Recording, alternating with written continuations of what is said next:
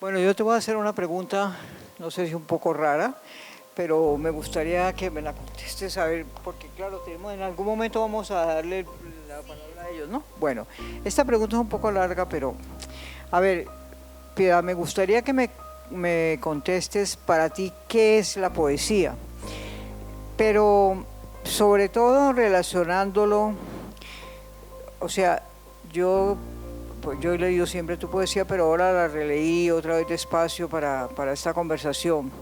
Entonces, me impresionó mucho contrastar estos dos poemas que te quiero leer. Entonces, por eso yo pregunto, bueno, ¿qué es para ti la poesía? ¿Y cómo es posible que escribas estos dos poemas? son de Tretas del Débil, ¿no? El uno se llama Reciclando. Cuando papá, en un ataque de rabia, mató al gato, a mi gato Bartolo, porque metió la cola entre su caldo y porque ya era viejo y no cazaba como debía ratones, y además era caro mantenerlo, cuando papá borracho lo mató con sus manos, hubo una gran algarabía en la casa. Vinieron todos, mi hermana dijo, guárdeme los ojos para un par de zarcillos. Y Martino, nuestro vecino ciego, se pidió las tripitas, sirven para hacer cuentas de violín. Y mi mamá, que al principio lloró conmigo, quiso la piel para ponerle cuello a su chaqueta. Y los bigotes se los pidió mi hermano Eladio, el que es mecánico, y los cojines de sus patas fueron lindos alfileteos para la bruja gorda que vive atrás del patio y es modista. Lo que sobró lo hirvieron con sal y con cebolla. Se lo dieron a Luis, que duerme en nuestra calle, pero también sirve el caldo de gato para el hambre. Yo me pedí los huesos, uno a uno los muerdo delante del espejo de mi hermano, porque dijo mi abuela que al morder el que toca se vuelve uno invisible, y eso quiero. Me parece un poema, yo creería, para decir algo, que terrible. Bueno, y este poema es del mismo libro y escrito por la misma persona, y es un poema, a mi juicio, absolutamente hermoso, bello. Se llama Regreso. Uno a uno han llegado los hermanos atendiendo al llamado desnudo de la muerte. Regresan de sus altas ciudades invernales, con sus abrigos fúnebres y sus pequeños odios, sus rencores, y un miedo antiguo golpeando sus pechos como una dura aldaba. Mientras la madre muere lentamente, reconocen los cuartos, saquean la cocina, hablan de tiempo, hablan de patria, y cuando alza su vuelo el moscardón azul de algún recuerdo, en la sala en penumbra, como un grupo de extraños que en un vagón de tren mira el paisaje, ensimismados callan. Ahora está llorando quedamente la madre sostenida por su cielo de almohadas. Alguien ha de haber muerto, razona, y se lo ocultan. Si no, ¿cómo se explica que hayan venido todos, al mismo tiempo todos, y se vean tan tristes sus muchachos? A mí este poema me arranca lágrimas, me parece impresionantemente bello. Yo no entiendo cómo has escrito estos dos poemas. Yo pienso que uno sí tiene, digamos, como una especie de unidad de tono. Yo diría que de pronto se rompe caprichosamente. Yo lo que quise hacer fue humor, ¿no? Un humor negro, ¿no? Pero salió de una cosa muy concreta, y es de una imagen en un libro en que un nazi, el autor, para caracterizar al nazi, lo pone, coge un gato vivo y lo cuelga de un gancho de esos de carnicero. También ese autor es un autor hiperbólico, ¿no? Que estaba haciendo como una gran metáfora de la capacidad de violencia, ¿no? Y a mí me pareció tan digamos, tan impactante más bien esa imagen. Y pensé en dos cosas: la pobreza del tercer mundo, que hace que la gente se vuelva ingeniosa y recicle y remiende y todas esas cosas, ¿sí? Eso sí que se ve en Cuba, pero se ve también aquí, ¿no? Y por otro lado, la violencia intrafamiliar, que es un fenómeno que me ha interesado siempre mucho y que he expresado sobre todo en mis obras de teatro. Mis obras de teatro, que son como 6 o 7, están todas atravesadas por la violencia intrafamiliar y sobre todo la violencia masculina, ¿sí? Entonces, por eso empecé cuando papá mató al gato, porque metió la cola entre su caldo, bueno, no sé, cualquier cosa. Quería hacer unas cosas un poquito caricaturesca, ¿no? Sí, no lo estaba haciendo en tono dramático porque eso no habría funcionado, ¿no? Pero entonces hice un ejercicio, yo estaba haciendo mi maestría y estaba con un grupo de amigos ahí antes de entrar a clase y dije, ¿para qué sirven las partes de un gato? Cuéntenme para qué sirven las partes de un gato, pues, porque yo quería ya construir el poema. Y me fueron diciendo cosas, los alfileteros aquí con los cojincitos de las patas, los bigotes pueden servir para destapar los ductos de no sé qué, ¿sí? De la gasolina. Me hicieron una enumeración y Jaime Cerón, que de pronto alguno lo conoce aquí, que es un crítico de arte, que dice que es de familia gitana, me dice que en ellos hay una superstición que es que cuando uno quiere desaparecer, muerde un huesito de un gato y si muerde el que toca, se desaparece. Y ese me dio, digamos, el remate. Entonces yo tenía un montón de elementos para hacer un poema que fuera de una crueldad horrible y además gracioso, como tétrico, pero que también puede leer un niño de 12 años, ¿no? Aterrorizarse y a la vez reírse. Entonces, eso es una excentricidad y tú tienes razón. O sea, tú buscaste en el libro la excentricidad, porque los otros se van a parecer más al segundo que leíste. Pero claro, porque si tienes de pronto una idea así y te sale y la gente se ríe cuando uno lo lee, bueno, pues entonces lo deja ahí, porque parte de lo que pasa es que cuando vas a armar un libro, tú tienes que elegir y desechar, y lo que desechas se queda volando, porque eso ya no lo vas a volver a recoger muy difícilmente para otro. Entonces, tú miras, si no desentona mucho, si de alguna manera cabe, pues lo pones ahí. Hay otros que ya definitivamente no entrarán nunca o que estarán muertos. ¿Cómo define la poesía? Bueno, Carmilla, porque sobre eso se han escrito libros, ¿no? A mí porque me hacen mucho esa pregunta y yo siempre he dado respuestas distintas, pero he ido digamos, inclinándome porque la poesía es una forma de conocimiento que no tiene equivalencia, y que no tiene que ver con el pensamiento racional, sino con la poesía. Lo que hace es sacar las palabras de su uso convencional y juntarlas para que transmitan lo que el lenguaje ordinario no puede transmitir, con una intensidad y una capacidad de síntesis que solo puede tener la poesía, ¿sí? Entonces, siempre pongo el ejemplo de Miguel Hernández, que, bueno, ¿saben cómo son esos versos de Miguel Hernández? Hay uno que dice, porque la pena tizna cuando estalla.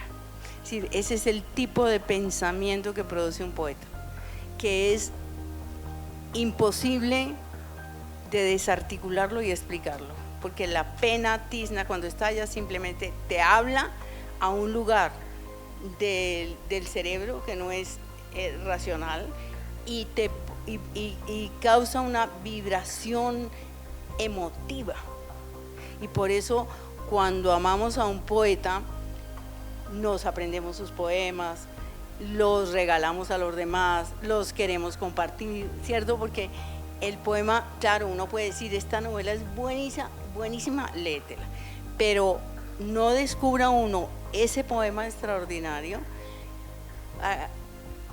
para que, es decir, cuando uno lo descubre, la pulsión es mostrarlo, si tiene alguien a quien ama. La poesía es siempre una carta de amor, creo que decía Oscar Wilde, es decir, queremos dárselo al otro para que comparta eso que es irreductible a las palabras. Es decir, yo no te puedo decir, bueno, es que Neruda en la canción Desesperada lo que hace es, no, hay que leer la canción Desesperada y no se puede explicar la canción Desesperada. Por eso uno lo que hace con los estudiantes en clase no es explicar la canción Desesperada, sino mirar en esos versos cómo funciona el lenguaje, qué fue lo que esa cabeza absolutamente poética de Pablo Neruda, que se relacionaba con el lenguaje, pues eso es intuitivamente, es que eso no se aprende, ¿no? Se aprende leyendo a otros. Se aprende leyendo a otros porque es el desarrollo de una manera de expresarse. Entonces yo diría que la poesía es todas esas cosas juntas, pero es lo que le permite llegar a uno a unos lugares del mundo a los que de otra manera no puede acceder, por lo menos de la misma manera. Lo que más se parece a la poesía es la música, porque la música produce grandes emociones. Pero la música tiene una virtud por sobre la poesía, y es que no tiene las servidumbres de la palabra. La música está libre de la palabra, porque la palabra tiene connotaciones y denotaciones. Es una, digamos, sin ser una cárcel, si fuéramos a usar la metáfora de la cárcel, es una cárcel menos estrecha. Más estrecha que la música. La música no tiene cárcel, la música vuela, ¿sí? Por eso es la más libre de las artes y también la más emotiva. Por eso la música produce lo que produce, que son auditorios como este. Me alegra mucho una frase que dijiste hace un ratico. No se puede enseñar la poesía. Hay que leer la poesía. La poesía se aprende leyendo. Porque yo creo que ahora, tú decías que cuando estudiaste, todos querían ser escritores y lo que los enseñaban era ser investigadores y críticos. Pero es que yo creo que ahora en Colombia y en el mundo tenemos una proliferación de talleres de creatividad. Y se supone que en esos talleres de creatividad se va a enseñar a la gente a escribir. Yo creo que a escribir no se puede enseñar.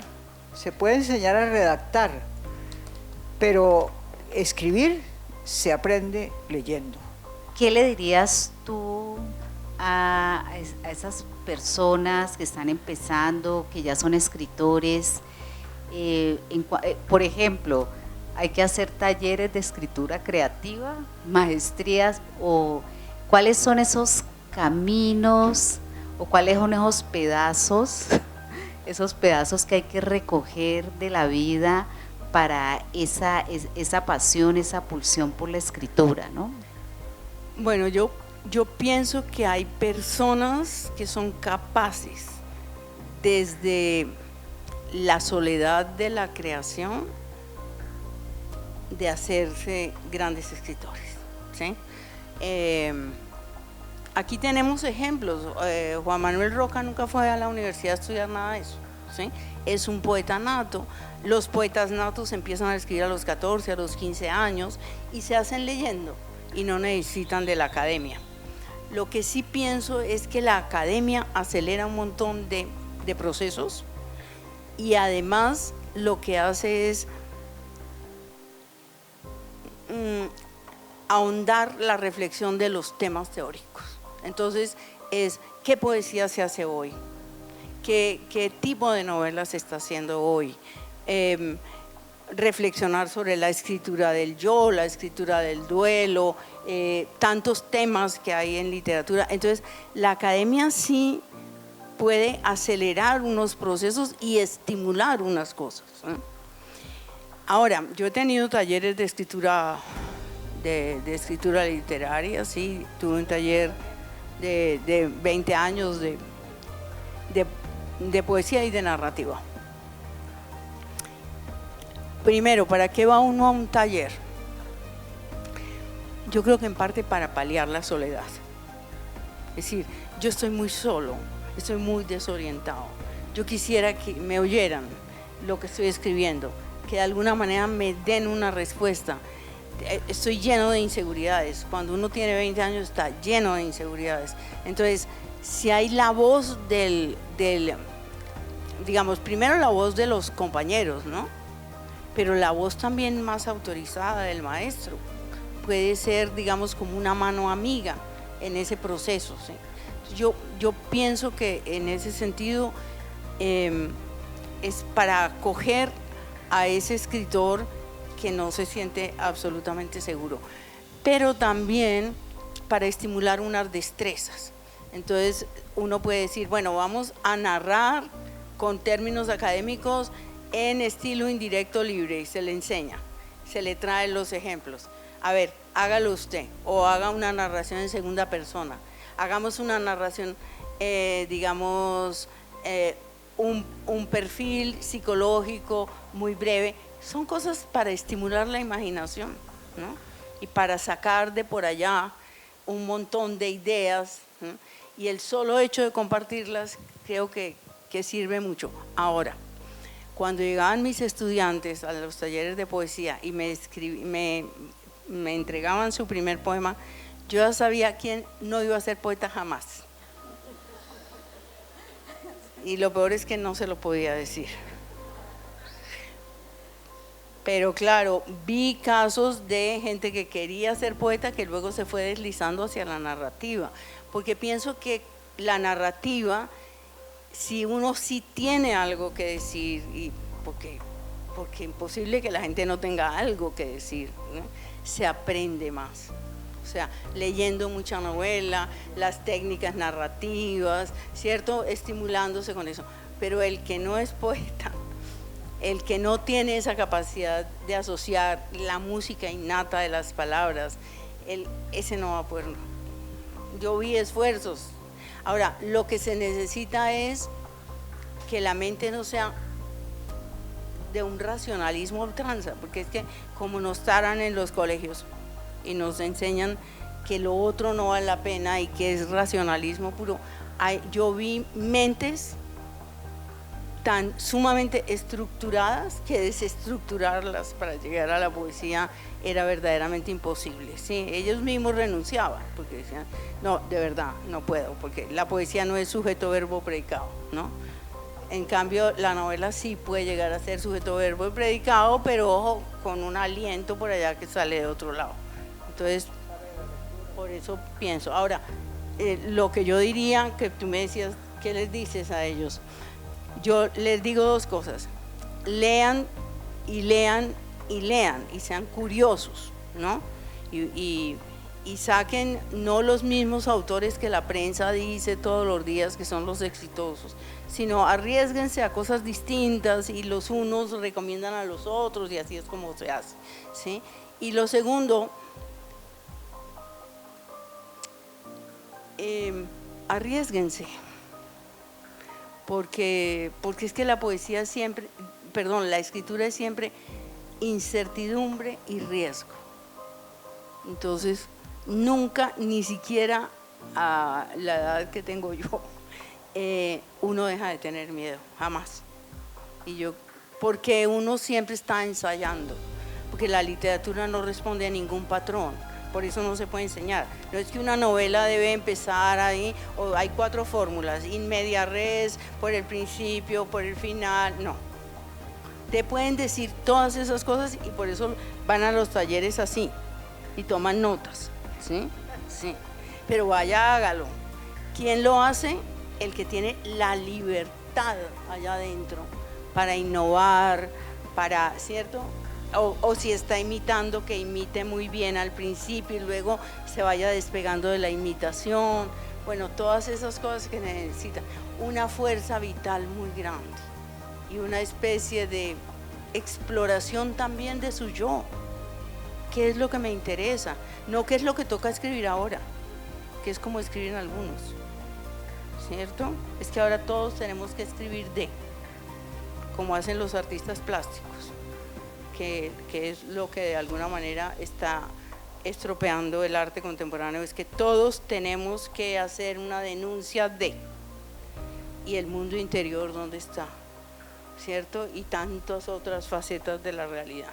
Entonces, cuando no nos dejamos presionar por eso, sino que esos fantasmas que están allá, pues empiezan a salir y empiezan a buscar una manera, bueno, y ahí se le va a uno la vida, pero bueno, creo que vale la pena. Bueno, mi pregunta es la siguiente, pero tiene que ver un poco con el puente entre poesía y novela, ¿no? Pero antes de hacer la pregunta, yo me voy a atrever a recitar un poema de Piedad Bonet, Cadenas. Gracias. Como un niño obstinado que persiste en salir del laberinto, deambulas noche tras noche por mis sueños.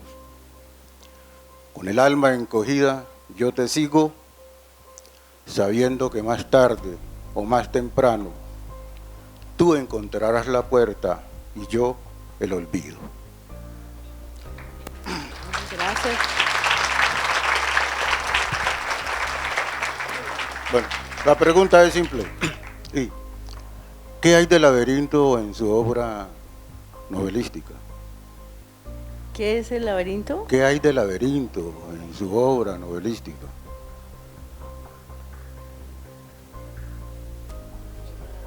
Sí.